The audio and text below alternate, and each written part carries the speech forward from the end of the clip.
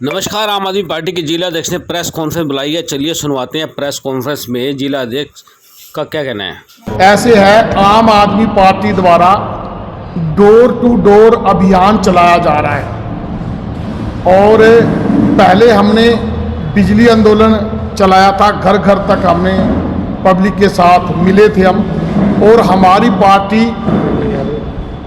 Party क्या चाहती है कि बड़े बड़ी रैलियां करने की बजाय हमारी पार्टी चाहती है कि जो वोट देने वाले हैं, जो लोग पुरानी सरकारों की नीतियों से पीड़ित है, हर घर तक पहुंचा जाए, उनका दर्द समझा जाए। क्योंकि हम जो वहाँ पे मुखिया होते हैं, मोहल्ले के मुखिया होते हैं, उन्हीं के पास चले जाते हैं और वही सबको वोट दिलवा देते हैं। लेकिन एक चूल्हे पे बैठी किसी बहन का कोई दर्द समझ नहीं पाता। उसके जो परिवार का मुखिया, उसके हिसाब से वोट दे देते हैं, जी हमारा मुखिया इधर है। तो हम अपनी नीतियों का हर चूल्हे तक, हर खाट तक, हर घर तक पहुंचाएंगे। जितने भी हमारे कार्यकर्ता हैं, उसमें हमारे सारे कार्यकर्ता हो गए, वो वहाँ पे चूल्हे तक, घर घर तक जाएंगे। इसी अभियान की हम शुरुआत कर चुके हैं। कल से कईयों ने कर दी है, कईयों की रह गई है जैसे।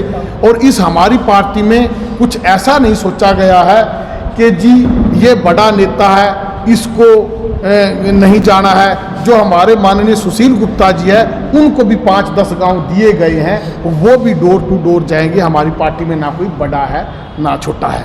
तो उसके तहत हमने शुरुआत करी है। आप देखेंगे कि जिस दिन से आम आदमी पार्टी आई है, कुछ ना कुछ कर ही रही है, जनता तक पहुंच ही रही है। और बहुत बड़ी बात है, मैं ऊपर संदीप पाठक जी से भी मिला था, सबसे मिला था। जब उनसे पूछा, कहा कि जनता की ये डिमांड और है, तो उन्होंने कहा कि ठीक है जी, हम जनता के बीच में अपने कार्यकर्ताओं को भेज रहे हैं। जो जनता की समस्याएं हैं, उन्हीं के हिसाब से हम मैनिफेस्टो तैयार करेंगे। हाँ जी, बहुत अच्छा परिणाम मिला।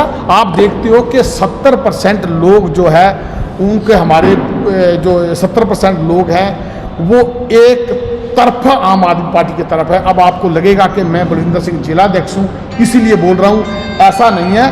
क्योंकि वहाँ जब लोगों के पास जाते हैं ना, तो हमारी बहनों का दर्द कोई नहीं समझ पाता। मैंने पहले ही बोला है कि जो मोहल्ला के प्रधान होते हैं, गांव के प्रधान होते हैं, हम उन्हीं तक रह जाते हैं, उन्हीं तक सीमित होते हैं, उन्हीं के ऊपर राजनीति चलती है। आम आदमी पार्टी पहली पार्टी है जो जनता के हमारी हर मेंबर है, उस तक पहुँचती है, परिवार के हर मेंबर तक। तो उसका बहुत लाभ हुआ है। और उस टाइम हमारे कार्यकर्ता थोड़े कम थे, अब हमारे लगभग 7,000 कार्यकर्ता हो गए हैं। और इसमें एक चीज़ और नई निकल के आएगी कि जब हम घर घर जाएंगे और बहुत एक्टिव कार्यकर्ता जो हमारी नीतियों के साथ सहमत हैं या किसी को हम समझा के सहमत कर पाएंगे, तो उन्हीं की स्क्रीनिंग करके हम गांव की 21 मेंबरी कमेटी बनाएंगे और उसके बाद हम और भी कमेटियां बनाएंगे। हमारा टारगेट ये है कि हम 1.5-2 महीने के अंदर 1 लाख हमारे जो कार्यकर्ता, जो मतलब पदाधिकारी उनको बोल दो या कार्यकर्ता, वो हो जाएंगे। पार्टी के मेंबर नहीं, तो वो हम काम करेंगे और उनको एक्टिव करेंगे। फिर एक बार पहले हम बनाएंगे, फिर बाद में उनकी कार्यशैली देखेंगे, उसमें एक्टिव मेंबरों को थोड़ा सा और काम दिया जाएगा। रविंद्र जी, कांग्रेस भी आपकी नीतियों पर चल रही है, 300 एक महीने में वो भी फ्री यूनिट देंगे और आप भी दे रहे हैं, तो अलग आप कैसे चल? नहीं, अलग ऐसे है कि बहुत अच्छी बात है कि केजरीवाल जी कहते हैं कि अगर पहले आप सुधर जाते, जनता के हिसाब से नीतियां बनाते, तो आज केजरीवाल को ना आना पड़ता। जैसे वो बोलते हैं कि तेलंगाना भी उन्होंने बोला है कि हम महिलाओं को बसें फ्री यात्रा करवाएंगे। तो सारी सुविधा मैं देख रहा था, महिलाओं को इतने पैसे देंगे। तो वो केजरीवाल जी की नीतियां अच्छी हैं, तभी उसको लोग सारे उनका अनुसरण कर रहे हैं। तो अच्छी बात है, उनको देना चाहिए। हमारा मकसद तो जनता की भलाई है, और अगर वो भलाई करेंगे। लेकिन एक बात और है, जनता कहती है कि जिसकी नीतियों को कोई कॉपी करके मुख्यमंत्री बनना चाहता है या वो देश को चलाना चाहता है, उससे बढ़िया जिसकी कॉपी की है उसी का साथ क्यों ना दिए जाए। क्योंकि उसके जो डिक्शनरी में तो और भी बहुत शब्द होंगे, उनके पास तो और भी बहुत नीतियां होंगी जो जनता को अभी पता नहीं लगा। जैसे जैसे ये नीतियां आज तक दी हैं, ये कामयाब हुई हैं, तो ये 5-7 साल ये दूसरी पार्टियां हमारी नीतियों का अनुसरण करेंगे, तब तक केजरीवाल जी और भी इससे बेहतर नीतियां लेके आएंगे जो हमारे देश को नंबर 1 देश बनाएंगे और विकसित देश। इंडिया अलायंस से विधानसभा चुनाव हरियाणा में अकेले लड़ेंगे, ऐसे क्यों? हाँ जी, केजरीवाल ने बयान किया है। वैसे मैं बताऊं, वैसे तो मैं ज़्यादा करनाल लेवल तक ही जानता हूं, लेकिन क्वेश्चन करा है तो आपको आज़ादी है। हम वो जो अलायंस ऊपर हुआ है, उन नीतियों को लेके नहीं हुआ है, वो लोकतंत्र को बचाने के लिए हुआ है। कोई ये नहीं कहता कि सारी जितनी पार्टियां वो दूध दोही हैं और बीजेपी ही गलत है, लेकिन बीजेपी की दूसरी पार्टियों ने भ्रष्टाचार किसी ने किया, वो छोटी मोटी गलतियां करी होंगी ये, लेकिन ये तो संविधान ही चेंज कर रहे हैं, ये तो लोकतंत्र को ही खत्म कर रहे हैं। तो ये जो ऊपर अलायंस हुआ है वो हो रहा है, वो मात्र और मात्र लोकतंत्र को बचाने के लिए हो रहा है, उसमें कोई एक्स्ट्रा कुछ ऐसा नहीं। अगर घर जाएंगे बहुत सारी समस्याएं देखने को आ रही हैं, राशन कार्ड की है, फैमिली आईडी की है, कच्चे मकान आज तक नहीं बने हैं, सरकार को बीजेपी के बने हुए 2 प्लान हो चुके हैं, लेकिन आज भी बहुत सारे गरीब आदमी हैं, रो रहे हैं, लेकिन उनको कोई सुनवाई नहीं है। तो आप घर जाएंगे, समस्या आएंगी तो कैसे निराकरण करेंगे? ऐसे है कि वो अब बीजेपी के पतन के लिए हमें कोई प्रचार करने की जरूरत नहीं रही है, लेकिन हम अपनी नीतियों के बारे में बताएंगे, क्योंकि बीजेपी का तो मुख्यमंत्री इतना घमंडी है,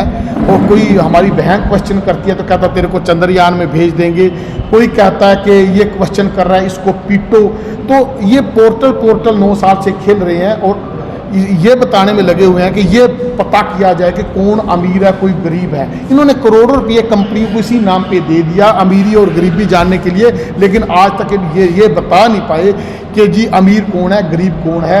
अमीरों के राशन कार्ड बीपीएल बन गए, गरीब जो रिक्शा चलाते थे वो अपनी पैरवी नहीं कर पाए, वो रोते रह गए। बलविंदर जी, कल प्रधानमंत्री जी का जन्मदिन था, पूरे शहर में कहीं भी कोई पोस्टर बैनर बधाई के नहीं कहीं दिखाई दी। ऐसे ये पार्टी पतन की ओर है, सबको पता है, लेकिन अब तो सारे ये कह रहे हैं कि ये तो पार्टी निमटी पड़ी है, तो कांग्रेस वाले अपनी नीतियां बता रहे हैं, हम अपनी नीतियां बता रहे हैं। हम कहते हैं कि जी अगर आप दोबारा ही कांग्रेस को लाना चाहते हो तो कांग्रेस को भेजा ही क्यों था?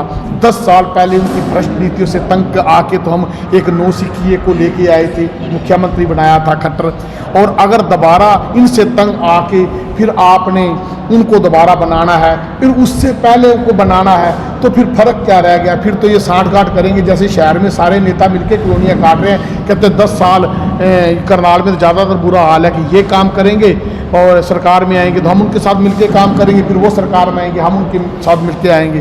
तो मैं कहता हूँ इनको तो बार बार परख लिया है, तो हम बोलेंगे कि जिन्होंने एक बार केजरीवाल जी को दिल्ली में परखा है उन्होंने छोड़ा नहीं है, तो एक बार आपसे विनती करते हैं भाई एक बार आप भी हमें परखो, सब पार्टियों को परख लिया है, आप हमारे को छोड़ेंगे नहीं। अभय चौटाला ने कहा कि कांग्रेस में और आम आदमी से कोई परहेज करने वाले हैं, उसके साथ अलायंस करते हैं। हाँ ठीक है जी, ऐसे कि जैसे छोटी पार्टियां हैं उनको कहीं ना कहीं तो अलायंस करना ही पड़ेगा, अगर या बनने से पहले या बनने के बाद में। हरियाणा में आप जा सकते हैं अभय चौटाला? नहीं, जो हमारी आम आदमी पार्टी है वो क्या करती है कि वो गठबंधन स्टेट में नहीं करती है, जो आज तक का उनका इतिहास रहा। एक बार शुरू में उन्होंने किया था, वो अच्छा नहीं रहा था। स्टेट में ही नहीं, अगर स्टेट की बात कर रहा हूँ, स्टेट में तो हमारी पार्टी किसी के साथ आपकी गठबंधन व्यक्तिगत राय क्या है?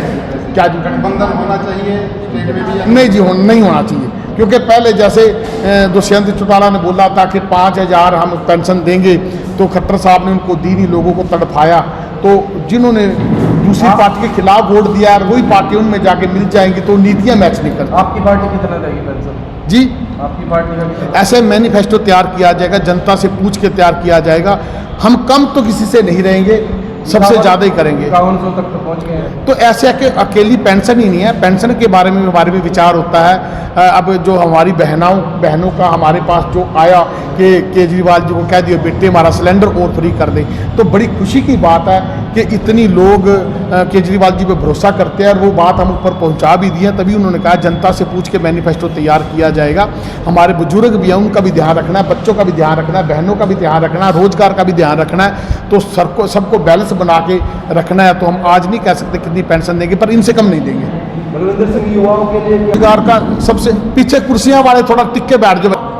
थोड़ा सा ये माहौल है कि जो हमारे गांव से बच्चे पढ़ते हैं उनको बहुत ज़्यादा बड़े स्तर पे शिक्षा दे नहीं पाई, क्योंकि किसी के पास टीचर नहीं था, किसी के पास। पहले नंबर तो हम शिक्षा पे काम कर रहे हैं ताकि हमारे बच्चे कहीं भी जाएं तो कंपटीशन में वो जीत पाएं। दूसरी बात है कि रोजगार के लिए युवाओं के लिए हमने पंजाब में करके दिखाया है, और मात्र 1.5 साल में 35,000 लोगों को हमने वहाँ पे रोजगार दिया है, सरकारी नौकरियां दिया है। जो गेस्ट टीचर है यहाँ 10 साल से धक्के खा रहे हैं, वहाँ पे हमने पक्के कर दिए हैं। तो बीजेपी में एक बड़ा स्कैंडल इनका चलता है। ये बीजेपी पार्टी नहीं, एक माफिया है। तो ये पहले कहती है कि जैसे कुछ बरादरियों को बहका दिया कि हमने आपको एससी का दर्जा दे दिया, लोग खुश हो गए, 2 प्लान से ये वोट भी ले रहे हैं। लेकिन एक इनकी टीम होती है, उनको कोर्ट में खड़ा कर देती हैं, उनको मजबूती से खड़ा कर देती है ताकि ये लागू ना हो पाए, और खुद अपने कमज़ोर वकील पेश करते हैं और 10 साल कोर्टों में धक्के खाते रहते हैं। लेकिन पंजाब में जो किया है उन्होंने अनाउंस किया और साथ साथ उसको लागू भी किया है।